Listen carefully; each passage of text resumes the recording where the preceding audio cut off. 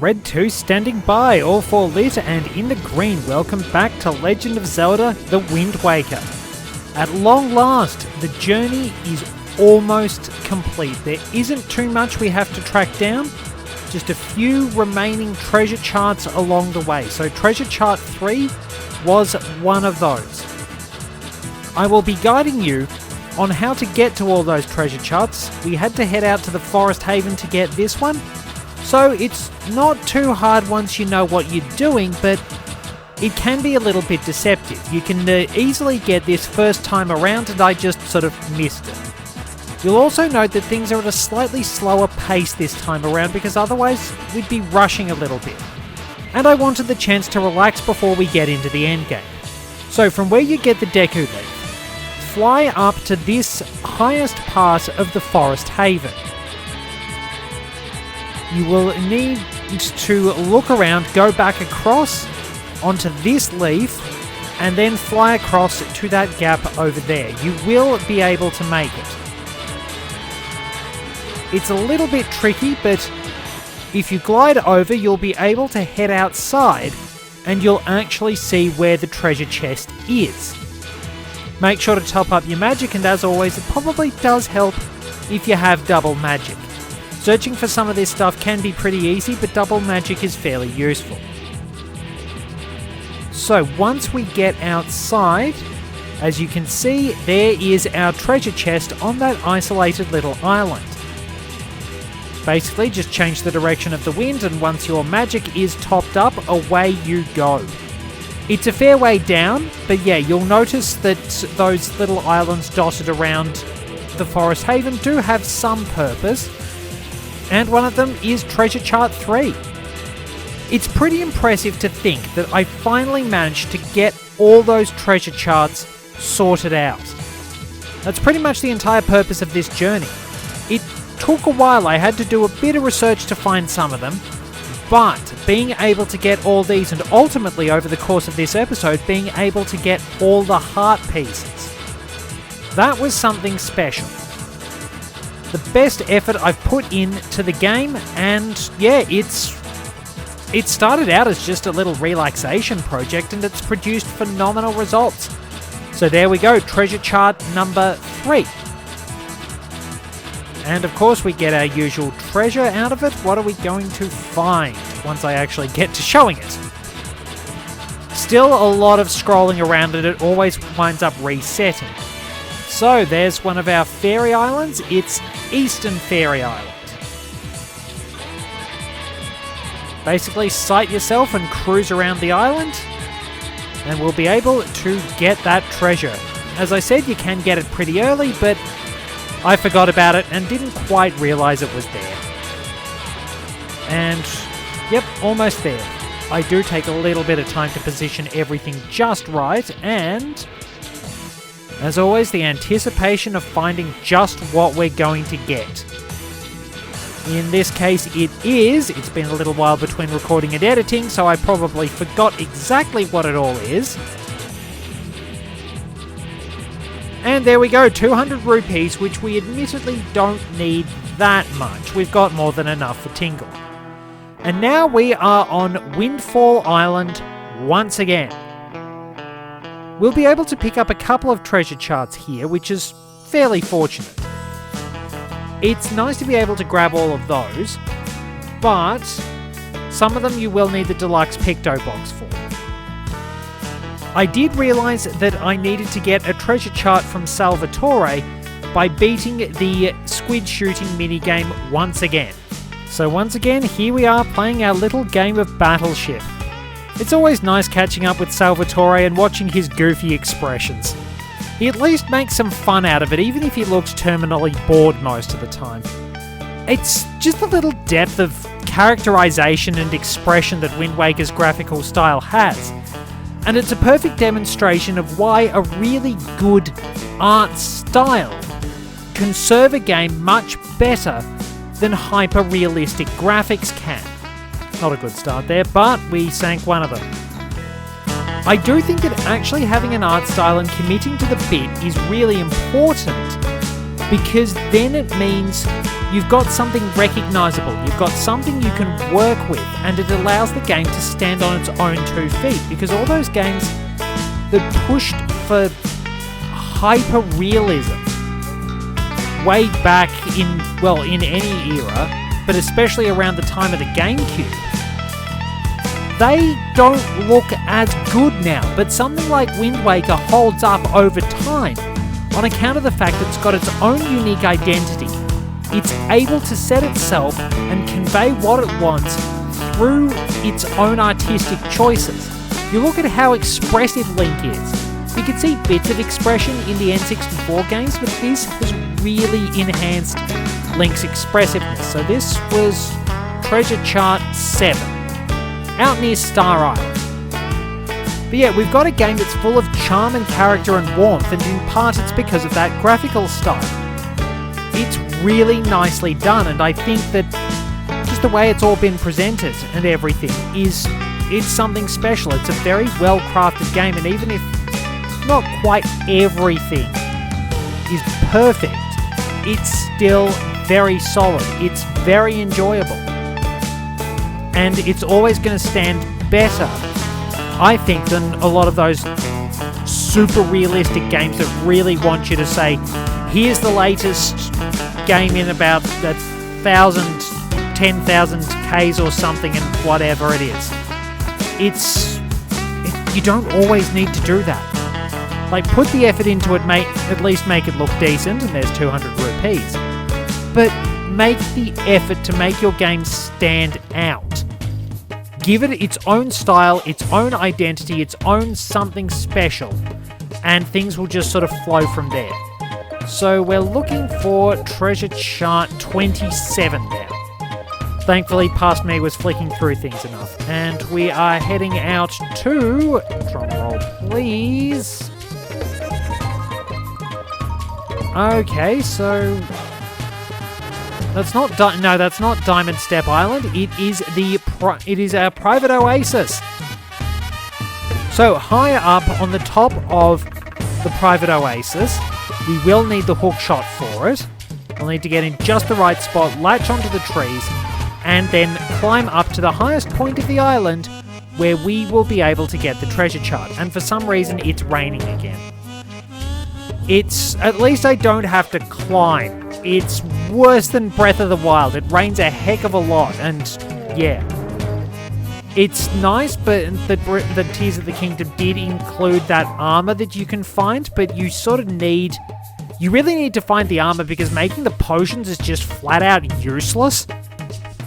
I managed to find myself a potion or food or something that had level 2 slip resistance, and I was still falling off the wet cliff faces.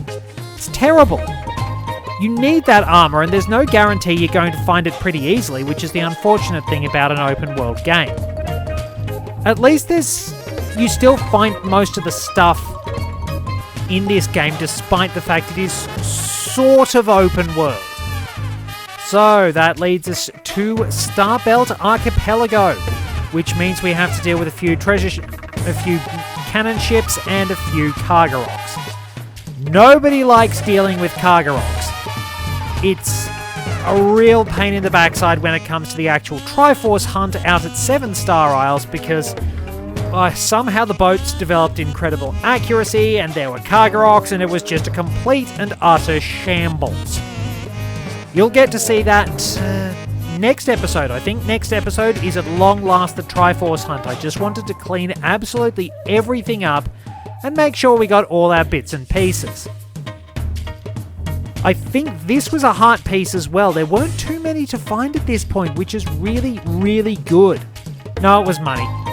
So we had a nearly maxed out wallet. Ah well. Only a couple of charts to go at this point, so on we go with the rest of our adventures. I think I took a little bit of time to bash a few Kargaroks along the way. Maybe I was thinking about whether or not we'd have to fight, but yeah, they're a pain, and it's best to get rid of them as soon as possible. Then it was time to check out which treasure chart I needed next. Had to look a couple of things up, but 33 is our target. And we snap back to Windfall Island. Now, once you've got the deluxe Picto box, you'll need to take a picture of Mimenko. You know that she's interested in photography from getting the treasure chart that comes from the little quest with Lenzo. Make sure you get her good side. And snap a photo with the deluxe Picto box, then talk to her and show her that photograph. She'll be quite happy. She's at least very confident in her looks, so we got to give her credit for that. And it really helps pep up her mood. We get a treasure chart out of it. It always pays to make people feel good about themselves and give them little compliments. Help make somebody feel good and just boost their mood one way or another.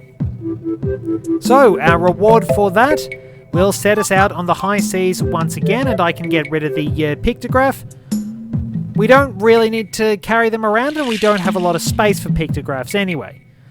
So, once we wind up getting back out to our ride, we'll find where the treasure chart is located. At least the parking on Windfall Island is pretty good. Absolutely no trouble there. So, that takes us out to 5-Star Isles, and this one is a hard piece. I'm pretty sure this one is a hard piece. This is actually a pretty good location for heart pieces because there's a heart piece to be found in the submarine nearby too, which I didn't realise. Particularly handy. So, slowly cruise on in. Watch out for the Kargaroks, which will try and annoy you. At least the sound is muted so you don't have to hear the irritating mooing. And we get to fish up our heart piece. Yep, I think there was a Kargarok just sneaking into shot there, so we'll have to dispatch that. The bow will take them out in one shot, but I think the boomerang is just a little faster. So, did I complete another heart with this? Admittedly, oh yes, I did. Some of the things I did wind up putting a bit out of order, so we've only got 4 more heart pieces to go. That's pretty good. And now we can move on to what I think was the last treasure chart. Treasure chart 40. Not too bad. There are 41 treasure charts and 8 Triforce charts, so you will fish up one thing at each island across the Great Sea.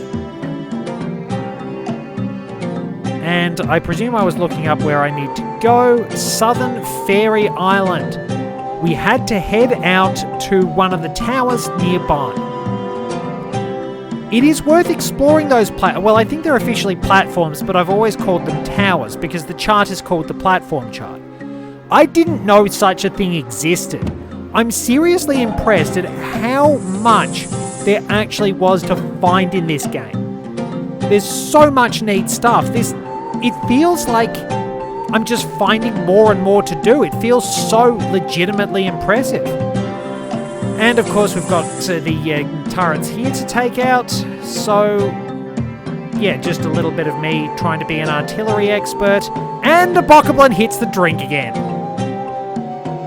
I suppose they do stand a little too close to the ledges, and if the explosion is just right, you can blast them off. Not too bad, really. It always looks a little bit comical when you just see that splash. There's a good bit of slapstick in this. There was even a little bit of comedy in Metroid Prime with how goofy some things could get. Some of the sheer ridiculousness the space pirates got up to. That is our treasure chart, by the way. So after cruising around a bit, trying to see what else I could do with the cannons, we did reveal another treasure chest, but that one wasn't particularly important in the grand scheme of things. The most important one is our treasure chart. Yeah, even Metroid Prime has a few little moments of slapstick. Missed the combo. Like the bit when Samus is fighting Thardus, and after taking it down, that little rock just flies in out of nowhere and smacks Samus on the back of the helmet, almost like an, "Oh, screw you" response. I mean, you've just taken down this gigantic rock monster, smashed it to pieces, and it just has to get one spiteful little whack in there just to express its irritation with Samus. And then, of course, there's a lot of comedy that winds up in the Space Pirate logs as well. You can drop stalactites on Magmors. Yeah, there was a certain goofiness and a good bit of fun in Nintendo's games around this time. And I really like when they do these ridiculous things. I like it when Rare does stupid stuff as well, because that's pretty much half the fun of it. Like all the things you can do out of Banjo-Kazooie with the cheats. Ah, there we go. There's Headstone Island. So if we head out to Headstone Island, we can actually get a couple of things. I didn't realise it, and you might not pick it up, but there is a heart piece high at the top of Headstone Island. I think I did things pretty cack-handedly and wound up actually coming back here later, but the power of editing should show that I got it fairly quickly. You'll have to go towards the entrance in order to wind up getting that particular heart piece because the seagulls hang around there. This, I think, is just money. It is money because I think I'd fished up most of the heart pieces and we need just a handful from around the traps. So there we go. That provided us all of 9 rupees. At least I don't have to put it back. And yeah, when we're at Headstone Island, use a Hioi pair and fly up to the highest part of the island. Isn't it great being able to fly around peaceful as you please and not have to deal with the Kargaroks? They're not even that dangerous, they're just irritating as all get out. There's a bit of money as well as the heart piece, but once you get the heart piece, you can switch back to Lunk, or Link, whatever you've named him, and yeah, we will be all good to go. I wasn't sure if I had to return to Link to give him the heart piece, but there we go. That was our heart piece, and we can move on to get the next one, which is located on Windfall Island. Now, I knew you had to collect golden feathers for something, but I didn't know what for. So, if you head into the mail centre, there is a Rito who will want 20 gold feathers for his girlfriend. As you can see, we've got plenty. Gold feathers we may have 20, but bruises will still get plenty. So, head up to talk to him and present him with the gold feathers once you've spoken to him. Hand over the 20, and yeah, so this guy, talk to him and yep, he'll tell us about gold feathers, and then we can present those to him. It's very nice of us to just hand these over. So yeah, we can give him 20, and this will set the heart piece in motion. We do only get money that we can't use for now, but later on, we will eventually get a letter in the mail from said Rito's girlfriend. That will allow us to get the heart piece. So once again, vomit it up, and then we read the letter. Recently received some gold feathers by something of a bird enthusiast. And there we are, that's another heart piece. So that was the last one I actually got, as you could quickly see when I wound up going to the full heart meter.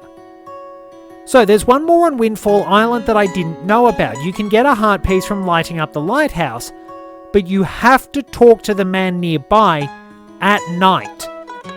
If you do that, then you'll be able to get the heart piece. So as before, you will have to cut through to Salvatore's shop. He's still going, waiting for customers to turn up. Unfortunately, he doesn't quite seem to have received a lot of joy from those flowers. Maybe I should have put something else in there. Or maybe Salvatore just looks terminally bored waiting for customers. I can understand that. So, talk to this guy at night time, and there's your heart piece. I suppose that's the peril of working with customers. It's incredibly boring when they're not coming to bother you, and then when they are coming to bother you, they're a complete nightmare. And one more, all the way out. Where is this? It's near Rockspire Isle, it seems. So I'm climbing it's near Rockspire Isle. Now, we did muck around here quite a bit, but I'm mostly climbing the tower so I've got a good visual viewpoint. What we want to do is take a look for some cannon boats that are near Rockspire Island. And once again, the telescopes do not actually seem to count as objects in the Bokoblins' hands. So, head out, I think it's off to the southwest or something. So, those 2 cannon boats out there. So, we're looking sort of west-southwest. once we've topped up everything, head out there and sink those cannon boats. This had me stumped for some time because I'm like, I've sunk the cannon boats near here. I'm pretty sure I have anyway. What's going on? And then I realized there was some much further afield. So when you get out there and you sink those cannon boats, one of them has 100 rupees and the other one will have a heart piece. That will wrap things up and get us the last heart piece. So this has sort of turned into a bit of a guide and an opportunity to find all the treasure charts. I didn't think it'd get this far. That was a little bit close. I didn't think I'd manage to wind up going this far, putting as much work as I did into this game. It's been something really spectacular. I'm really glad I was able to do this. It started out as a simple relaxation project and it's become an incredible adventure. I'm really glad I could do this. We're heading into the endgame, the Triforce hunt and the charge through Ganon's tower. It's been truly wonderful. We'll be slowly wrapping things up. The last 4 episodes will cover absolutely everything we need for the endgame. I didn't do the Picto Box quest, I wasn't too keen on that. But I've done what I wanted. I know I can do it if I try, and I'm really, really happy with this. It's been an amazing adventure and I'm glad I could share it with everyone.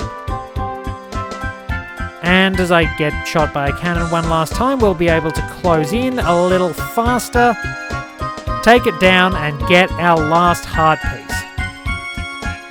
So I've still got to wrap up the last bits of editing, I've still got to finish GoldenEye, but at long last, we're pretty much done with this.